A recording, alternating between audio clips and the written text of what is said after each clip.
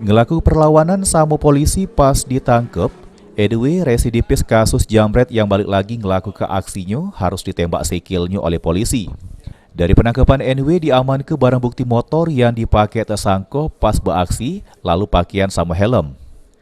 Kapolsek Batu Raja Timur AKP Liswan jero aksinya tersangka galak dewean di mana modusnya ngintip korban yang lagi berjalan dewean. Sudah itu tersangka langsung ngembek paksa barang yang digawak korban, terutama handphone. Dijelaskan juga oleh AKP Liswan, pasca bebas dari penjara, setidaknya tersangka sudah 4 kali ngelaku ke aksi penjamretan, di mana salah sikoknya ialah mahasiswa salah sikok perguruan tinggi di kota Palembang. Dilakukan oleh tersangka pada hari Sabtu tanggal 4 Januari 2020.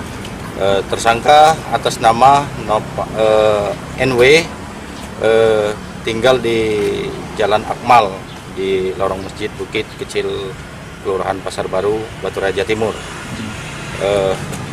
Tindak pidana yang dilakukan, tersangka melakukan 365 atau NW yang sudah 2 kali masuk penjara jero kasus yang sama ini terkesan idak jero, dikenakan menurut pengakuannya dia selama ini dak katik gawean. Setahun 6 bulan. Yang kedua 2 tahun 6 bulan. Setahun 6 bulan. Yang kedua 2 tahun 6 bulan. Yang ketiga jero dak? Tidak, kau yang sebelumnya kau apa deh kasus kata buang kemarin? Buang yang pertama. Maling kok. Bongkar rumah. Maling apa? Maling hati. bongkar rumah. Rumah. Iya, masih rumah. Tahun berapa? 2012. Terus?